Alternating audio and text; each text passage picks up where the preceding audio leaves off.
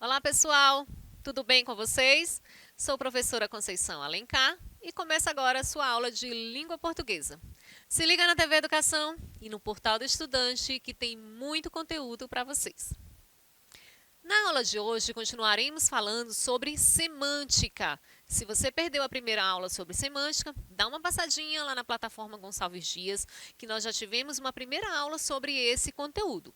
Hoje nós vamos dar sequência falando sobre outras classificações, como campo semântico, hiponímia, hiperonímia e polissemia. Pelo radical das palavras, vocês já conseguem ter ideia mais ou menos do que se trata. Quando vocês se depararem com uma palavra desconhecida, analisem o radical. Pelo radical, é uma boa dica do que significa determinada palavra. Então, vamos lá começar a nossa aula de hoje. Vamos, então, relembrar o conceito de semântica. A semântica é a área da linguística que estuda o significado e a sua relação com o significante. O significado está associado ao sentido e, portanto, ao conteúdo e ao contexto. O significante está associado à forma de palavras ou de sinais, da grafia e do som. Então, a semântica vai ser aquela parte que vai estudar todo o sentido, o significado das palavras. Então, qual é o objeto de estudo da semântica? O significado das palavras. Sempre dentro de algum contexto. O contexto vai sempre influenciar no significado das palavras. Vamos aqui começar com o conceito de hiponímia e hiperonímia. Mais uma vez, observem o radical das palavras hipo e hiper. Quando eu digo hipermercado, hiper significa o quê? Grande, né? Muito. E o hipo seria o quê? Seria menos. O significado do prefixo ou do radical das palavras nos traz uma boa noção do que elas podem significar. Hiper seria superior, né? Então, algo maior, superior. Hipo seria menos, seria inferior. Então, fiquem bem atentos ao significado desses radicais, que pelo significado vocês já conseguem fazer uma grande análise. Pensando nessa relação de superioridade e de inferioridade, procure sempre verificar o que uma palavra é em relação à outra. Assim, animal é uma forma mais ampla, mais geral, superior de se referir a gatos e cachorros. Portanto, é um hiperônimo, né? Quando eu falo animais, todos os animais que existem. Então, é hiper, abrange uma categoria imensa. Já a palavra gato é hipônimo em relação a animal. Gato é hipônimo de animal. Por quê? Porque aí eu já estou especificando. Eu já trago para um campo menor, para um campo inferior. Quando eu digo animais, é amplo. Então, hiper. Quando eu digo gato, inferior. Fica num campo menor. Então, a palavra gato é hipônimo em relação ao animal. Esse é um conteúdo que cai bastante também em concurso e em vestibulares. Por quê? Ele quer sempre saber essa relação, essa existência que existe entre as palavras. Então, vamos ver como é que fica aqui para que vocês possam entender melhor. Né? Ali no gráfico a gente tem mais amplo, né, de uma forma maior, mais abrangente, a palavra animal.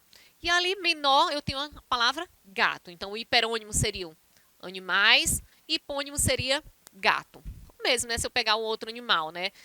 O hiperônimo seria animal, o hipônimo, cachorro, leão, girafa, seriam hipônimos também de animal. Aqui nós temos uma música do Alceu Valença, deve ser uma música bem conhecida, né? Vocês devem conhecer essa música, talvez não seja o gosto musical de vocês, mas certamente vocês conhecem. Se chama Morena Tropicana. Bem atenção às palavras que estão destacadas. Vamos lá, diz assim: da manga rosa, quero o gosto e o sumo. Melão maduro, saputi, juá. Jabuticaba, teu olhar noturno. Beijo travoso de umbu cajá. Pele macia, Ai, carne de caju. Saliva doce, doce mel, mel de uruçu. Linda morena, fruta de vez temporana, caldo de cana caiana, vem me desfrutar. As palavras que estão grifadas são o quê? Todas que estão grifadas são nomes de frutas. Quais são elas? Manga, melão, saputi, cajá, umbu, uruçu. Todas elas são hipônimos. Hipônimos de quem? Da palavra fruta. Fruta é o hiperônimo. Por que fruta é o hiperônimo? Porque ela é o superior. Ela é a categoria maior.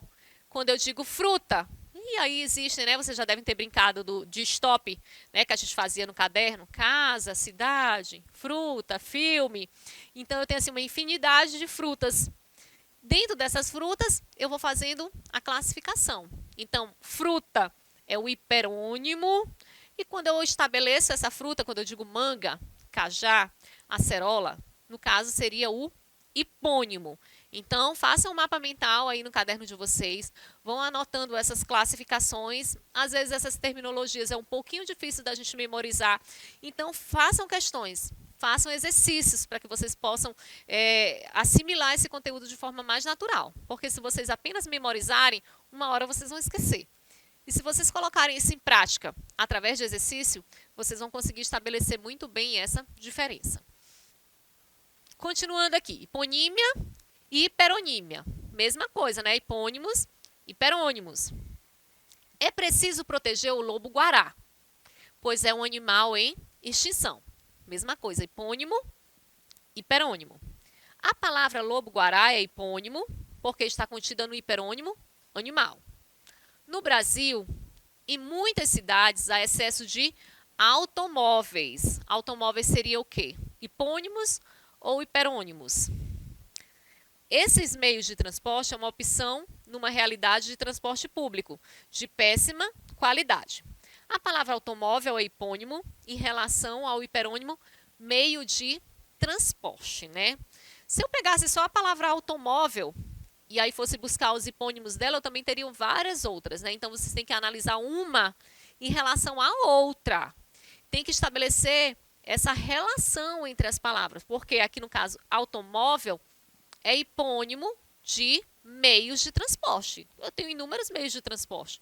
Avião, trem, bicicleta, moto, são inúmeros meios de transporte que a gente tem, né? Então, automóveis aqui nesse caso, como meios de transporte, é hipônimo de meios de transporte, que é o hiperônimo, certo? Façam a diferença aí no caderno de vocês, porque são conceitos bem próximos, vocês podem acabar confundindo esses conceitos. A manifestação dos estudantes ganhou destaque nos jornais de hoje. O acontecimento foi severamente criticado pelo governo.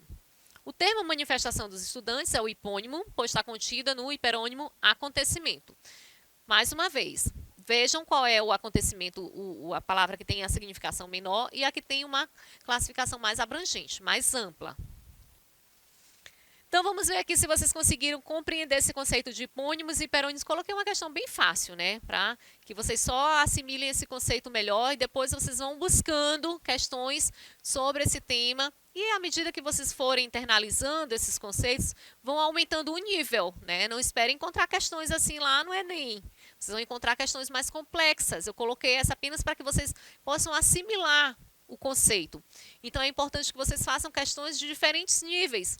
Comecem com questões de níveis fáceis, depois faz questões mais de nível médio, e aí tem aquelas questões do nível também mais elevado. Resolvam as questões, depois confiram o gabarito. Então, vamos lá. O hiperônimo de gato, rosa e amor são respectivamente. Ele quer o hiperônimo. Qual é o hiperônimo de gato? Qual é o hiperônimo de rosa? E qual é o hiperônimo de amor? É só você fazer a pergunta. Gato é um tipo de quê? Rosa é um tipo de quê? Amor é o quê? Né? Então, vamos ver aqui as opções. A, esporte, órgão, sentimento. B, insetos, mamíferos, veículos. C, felino, flor, sentimento. D, felino, sentimento, esporte. E, felino, sentimento e órgão. Vocês vão ver que tem umas opções que não tem nada a ver, né? Essas aí vocês já eliminam logo de cara. Mas vocês vão ter sempre duas ali que vão ficar mais próximas, né? Então já guarda aquelas ali que são mais parecidas e analisem com mais cuidado, né? Essa aqui é uma questão bem fácil. E aí, qual é o hiperônimo de gato? Fácil. O hiperônimo de rosa? Muito fácil também. De amor, vamos ver a resposta então. Então, a resposta, felino, gato corresponde a um tipo de felino, né? Rosa é um tipo de flor e amor é um tipo de sentimento. Então, bem fácil essa questão. Agora vamos passar para polissemia. Mais uma vez, peguem aí o radical. Quando eu falo poli, né? Polissílabos, palavras polissílabas, né? Vão lembrando de conceitos, vão relacionando outras palavras que também começam com esse radical, né? Ah, mas eu nunca vi a palavra polissemia, então não sei o que significa. Busquem outras palavras, poliesportivo, e vão buscando, que aí você já tem uma ideia do que significa o radical das palavras. A polissemia representa a multiplicidade de significados de uma palavra.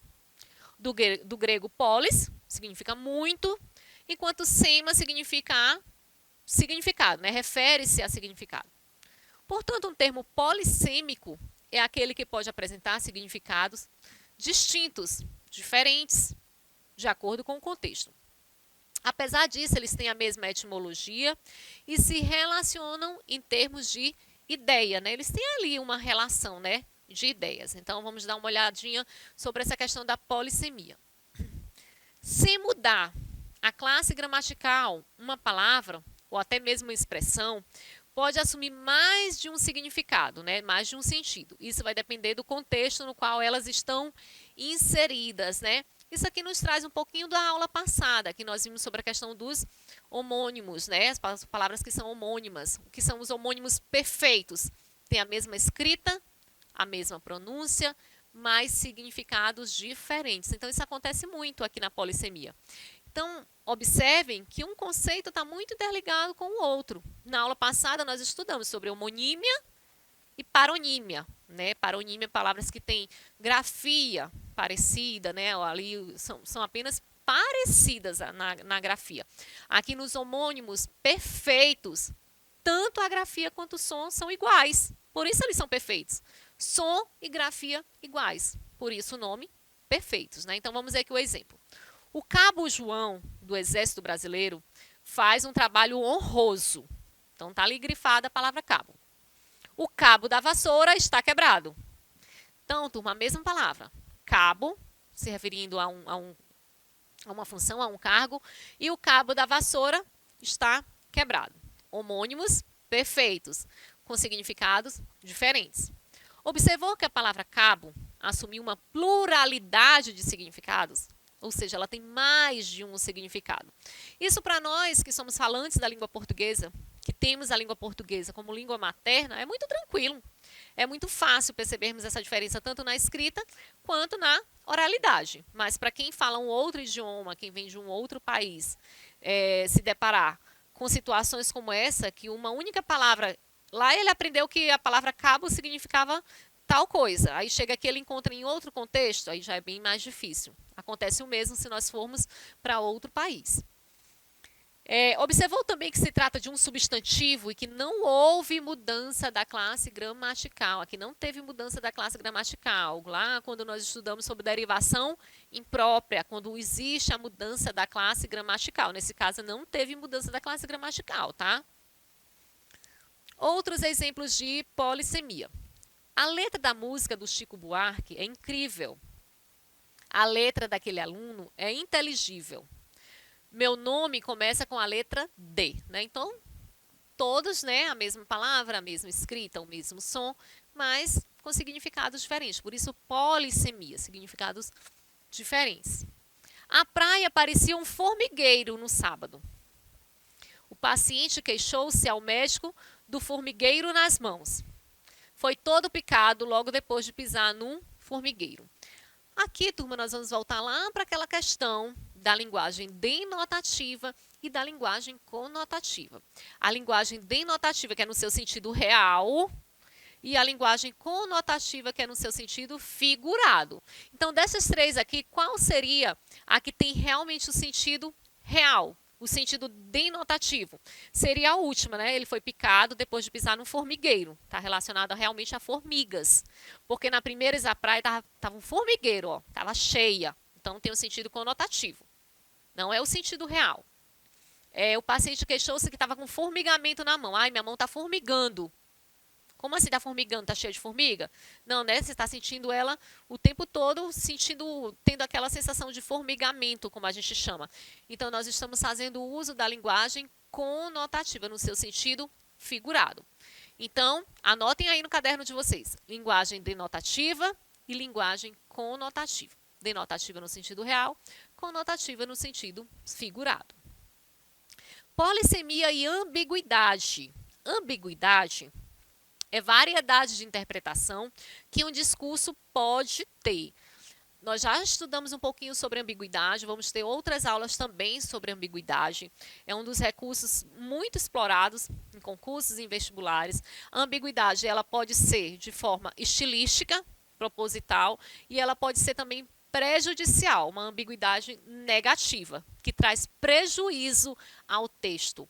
Prejuízo de sentido, prejuízo de compreensão, inúmeros prejuízos. Assim como também pode ser utilizada de forma proposital, como um recurso estilístico. Então vamos ver esse exemplo aqui, vamos ver se foi um recurso estilístico ou se foi mesmo empregado de uma forma não muito pensada, né? Poderia ser substituída, reescrita, ou as palavras serem colocadas em ordens diferentes para que tivesse uma compreensão melhor. Ninguém conseguia se aproximar do porco do tio. Tão bravo ele era. Quem que é bravo? O porco. Quem que é porco? O tio ou o tio tem um suíno? Ficou aí, não dá nem para entender. Essa oração pode ser entendida com ironia, na medida em que pode ser interpretada como uma ofensa ao tio. Ninguém, meu tio é muito porco. Não é um porco de verdade, né? Ao mesmo tempo, o tio pode realmente ter um suíno, um animal, né? Hiperônimo, animal, hipônimo, porco. E ele ser realmente bravo. Lembram lá do conceito, né? Hiperônimo, animal, mais amplo, mais abrangente, porco, hipônimo. Aqui, continuando, ó. Só falta encaixar esse parafuso, filho. Vai buscar a porca, né? Eles estão ali montando um carrinho, tá ali com algumas ferramentas, e eles que só faltava a porca para finalizar a montagem que eles estavam fazendo. Aí o garotinho vai lá e diz: vamos, Rosinha, é só por um instante. Então, nesse caso aqui, nós estamos falando de polissemia, quando uma palavra ela tem significados variados, né? A porca, no caso, parafuso, e aqui a porca, no caso, animal. Não trocamos roupas íntimas, né? Aí tá ali, o garoto chamou ela de porcona. Você é uma porcona.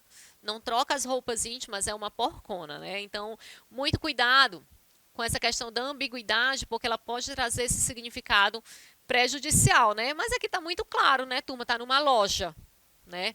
Vendendo produtos íntimos. Tá lá um anúncio que não se troca roupas íntimas, então fica bem claro que tá tratando aí de uma questão mesmo de peças de vestuário e não de questão de higiene. Ele já levou para a questão da higiene, né?